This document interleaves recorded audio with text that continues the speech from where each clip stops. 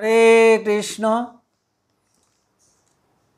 कृष्णनगर घूर्णी गांगुलीपाड़ाय अवस्थित श्रीगोपाल मंदिरे आज आमरा श्रीमद् भागवत गीता ग्रंथ आस्वादन करछि। आमरा आस्वादन करछि अध्याय 8 अक्षर ब्रह्मयोग श्लोक संख्या 23। श्री गुरुदेव के नमस्कार, भगवान श्री कृष्ण के नमस्कार, भगवान श्री नारायण के नमस्कार, भगवती दुर्गा देवी के नमस्कार। मूकं करोति वाचालं पंगुं लंघयते गिरिं यत्कृपातमहं वन्दे परमानंद माधवम। এখন আমরা आस्वादन করছি अध्याय 8 श्लोक संख्या 23। यत्र काले तु अनावृत्तिम आवृत्तिम च एव योगिनः प्रयाता जानति तम कालम बक्ष्यामि भरतर्षभ। এখন আমরা এই শ্লোকটির অন্তর্গত শব্দগুলির অর্থ জেনে নেব। তু কিন্তু, ভরতর্ষভ হে ভরতকুল শ্রেষ্ঠ, যত্র যে, কালে সময় বা পথে, প্রয়াতা দেহ ত্যাগ করবার পর, যোগিনঃ যোগীগণ, অনাবৃত্তিম অনাবৃত্তি, জানতি প্রাপ্ত হন, চ এব এবং অবশ্যই, আবৃত্তিম আবৃত্তি প্রাপ্ত হন, তম সেই, কালম কাল বা পথের কথা, বক্ষ্যামি বলছি। তাহলে এই শ্লোকটির বঙ্গানুবাদ কী দাঁড়ালো? কিন্তু হে ভরতকুল শ্রেষ্ঠ, যে সময়ে বা যে পথে দেহত্যাগ করবার পর যোগীগণ অনাবৃত্তি প্রাপ্ত হন, অর্থাৎ আর ফিরে আসেন না, এবং অবশ্যই যে পথ বা সময় প্রাপ্ত হলে আবার ফিরে আসেন, সেই কাল বা পথের কথাই আমি বলছি। এখন আমরা এই শ্লোকটির অন্তর্নিহিত ভাব আস্বাদন করছি। ভগবান শ্রীকৃষ্ণ এই শ্লোকে বললেন যে মানুষ দেহ ত্যাগ করবার পর কী গতি প্রাপ্ত হয় তা আমি বলছি, শোনো। একদল মানুষ পুনরাবৃত্ত হয়, অর্থাৎ মর্তলোকে ফিরে আসে, পুনরায় জন্মগ্রহণ করে। আর একদল মানুষ দেহ ত্যাগ করবার পর আর জন্মগ্রহণ করেন না, আর ফিরে আসেন না মর্তলোকে। ফিরে না আসাকে বলে অনাবৃত্তি, আর ফিরে আসাকে বলে আবৃত্তি। এখানে বলা হয়েছে যে কালে দেহ ত্যাগ করলে বা যত্র কালে প্রয়াতাহা। এখানে এই কাল শব্দটি দুটি অর্থে ব্যবহার করা হয়েছে। কাল শব্দের একটি অর্থ সময়, যেমন দিনের বেলা, রাত্রিবেলা, উত্তরায়ণের 6 মাস, দক্ষিণায়নের 6 মাস ইত্যাদি। আবার কাল শব্দের একটি অর্থ হলো মার্গ বা পথ। দিবা অর্থে শুধু দিন না, দিনের অধিষ্ঠাত্রী দেবতা, দিবা অভিমানী দেবতার দেখানো পথ। রাত্রি, রাত্রি মানে শুধু রাত্রি না, রাত্রির অধিষ্ঠাত্রী দেবতা, রাত্রি অভিমানী দেবতার দেখানো পথ। উত্তরায়ণের 6 মাস অভিমানী দেবতার প্রদর্শিত পথ, দক্ষিণায়ন অভিমানী দেবতার দেখানো পথ ইত্যাদি। এই মর্তলোকে থেকে যারা ভগবানের নাম করেন, গুণগান করেন, ভজন সাধন তপস্যা করেন এবং মৃত্যুর সময় ভগবানকে স্মরণ করতে করতে দেহ ত্যাগ করেন, তাদের আর পুনরায় মর্তলোকে ফিরে আসতে হয় না বা পুনর্জন্ম হয় না। এরা মুক্তি মোক্ষ লাভ করেন, এদের বলা হয় সদ্য মুক্ত। মৃত্যুর সময় সাকার ভগবানের নাম রূপ স্মরণের দ্বারাও এই মুক্তি বা মোক্ষ লাভ হতে পারে, বা নিরাকার পরম ব্রহ্মের স্মরণেও এই মুক্তি মোক্ষ লাভ হতে পারে।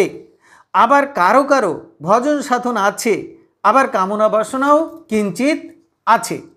তারা স্বর্গলোক, মহলোক, জনলোক, তপলোক, সত্যলোক ইত্যাদি ঊর্ধ্বলোকে স্থান লাভ করেন, সেখানে তারা অঢেল সুখ ভোগ লাভ করেন। আবার পুণ্যক্ষয়ে মর্তলোকে ফিরে আসেন। আর ব্রহ্মলোকে গিয়ে যদি কেউ ভজন সাধন তপস্যা করেন, তাহলে পরম ব্রহ্মে লীন হতে পারেন, বা সাকার ভগবানের ভজন করলে গোলক বৈকুণ্ঠেও যেতে পারেন, অর্থাৎ মুক্তি মোক্ষ লাভ করতে পারেন, অর্থাৎ ব্রহ্মলোকে গিয়ে তপস্যা করে তারা মুক্তি মোক্ষ লাভ করেন। তবে সাধারণত ব্রহ্মলোকবাসীরা পরম ব্রহ্মের ধ্যান করেন, ব্রহ্মের ধ্যান করেন। একে বলা হয় ক্রম মুক্তি। এই যে ব্রহ্মলোকে গিয়ে যে মুক্তি লাভ করা, ভজন সাধন করে মোক্ষ লাভ করা, তাকে বলা হয় ক্রম মুক্তি। মর্তলোকে দেহ ত্যাগ করবার পর ব্রহ্মলোকে বসে তপস্যা করে মুক্তি লাভ করেন বলে এদের মুক্তিকে বিদেহ মুক্তি বলা হয়। দেহত্যাগের পথ বা মার্গ বলতে অনেক আচার্যগণ এবং শাস্ত্র দেহের কোন স্থান দিয়ে বা কোন পথ দিয়ে দেহত্যাগ করবেন তাও বুঝিয়েছেন। যেমন ভগবান পূর্বে বলেছেন যে দেহ এবং ইন্দ্রিয় সংযত করে মনকে হৃদয়ে ধারণ করে প্রাণবায়ুকে দুই ভ্রুর মাঝখানে রেখে ওম এই একাক্ষর ব্রহ্ম মন্ত্র জপ করতে করতে যদি কেউ ব্রহ্মরন্ধ্র পথে দেহত্যাগ করেন তাহলে তাকে আর ফিরে আসতে হয় না। কিন্তু যদি দেহের অন্য কোনো স্থান দিয়ে আত্মা নির্গত হয় তাহলে আবার ফিরে আসতে হয়। যেমন বৃহদারণ্যক উপনিষদে যাজ্ঞবল্ক্য ঋষি দেবব্রাত নামক জনককে জীবের দেহত্যাগের বিষয়ে বলেছেন যে, হে রাজর্ষে, এক্ষণে মনুষ্যগণের মরণকালে জীবাত্মা শরীরের যে স্থান দ্বারা বহির্গত হলে যে যে গতি লাভ করে তা বলছি শোনো। জীবাত্মা চরণ দ্বারা দেহ থেকে বিনির্গত হলে উপেন্দ্র লোকে, জঙ্ঘা দ্বারা নির্গত হলে অষ্টবসু লোকে, জানু দ্বারা নির্গত হলে সাধ্যগণের লোকে, পায়ু দ্বারা নির্গত হলে মিত্র বা যম লোকে, জঘন দ্বারা নির্গত হলে মনুষ্য লোকে, উরু দ্বারা নির্গত হলে প্রজাপতি লোকে, পার্শ্ব দ্বারা নির্গত হলে মরুত লোকে, নাসা পদ দ্বারা নির্গত হলে অশ্বিনীদয় লোকে, বাহু দ্বারা নির্গত হলে ইন্দ্র লোকে, বক্ষস্থল দ্বারা নির্গত হলে রুদ্র লোকে, গ্রীবা দ্বারা নির্গত হলে মহর লোকে, মুখ দ্বারা নির্গত হলে বিশ্বদেবগণের লোকে, শ্রোত্রের দ্বারা নির্গত হলে দিক দেবতাদের লোকে, ঘ্রাণ দ্বারা প্রাণবায়ু পথে নির্গত হলে বায়ু লোকে, নেত্র দ্বারা নির্গত হলে সূর্য লোকে, ভ্রু দ্বারা নির্গত হলে চন্দ্র লোকে, উপস্থ পথে নির্গত হলে পিতৃ বা কামলোকে এবং ব্রহ্মরন্ধ্র দ্বারা নির্গত হলে ব্রহ্মলোকে গতিলাভ করে। এই শ্লোকে ভগবান বলেছেন যে যে কালে দেহত্যাগ করলে যোগীগণ অনাবৃত্তি এবং আবৃত্তি লাভ করেন তা বলছি। এই যোগীগণ বলতে সকাম এবং নিষ্কাম সকল প্রকার যোগীদেরই বোঝায়, পরন্তু ভক্ত যোগীগণ ভগবানের চরণে নিজেদের সমর্পণ করে দেন। তারা শরণাগত হন, ভগবানের ইচ্ছাই নিজের ইচ্ছা বলে মনে করেন। তারা যে সময় ভগবান তাকে নিজের চরণে টেনে নেবেন তাকেই সম্মান জানান।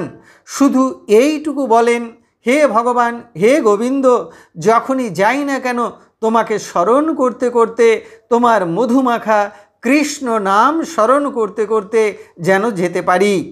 আর নিষ্কাম কর্মযোগী, অষ্টাঙ্গযোগী বা হঠযোগী এবং জ্ঞানযোগীরা এ বিষয়ে একটু অধিক সচেতন।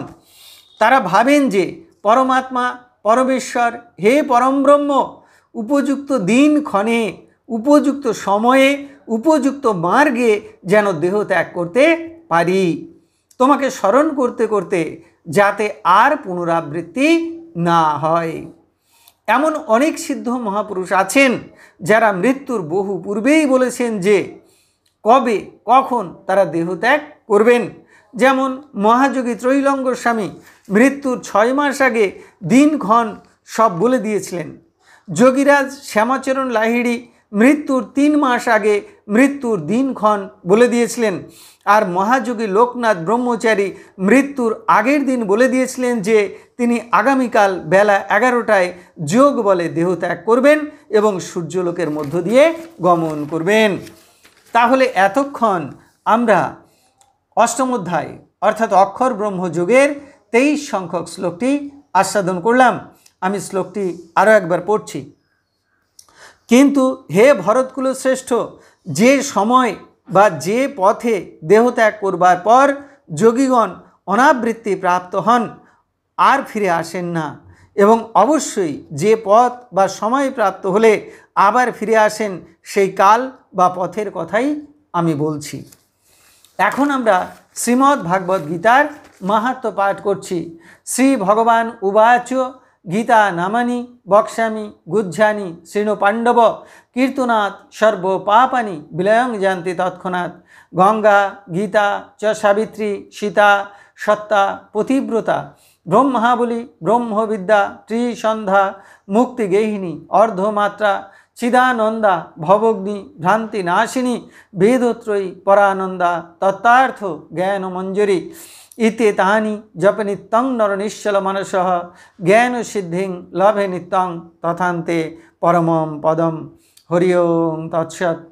এখন আমরা ভগবান শ্রীকৃষ্ণের চরণে প্রার্থনা জানাচ্ছি। হে কৃষ্ণ কৃপা সিন্ধু, এই নাও তুমি আমার দেহ, এই নাও তুমি আমার মন, এই নাও তুমি আমার প্রাণ, এই নাও তুমি আমার আত্মা, এই নাও তুমি আমার জীবন যৌবন যথা সর্বস্ব।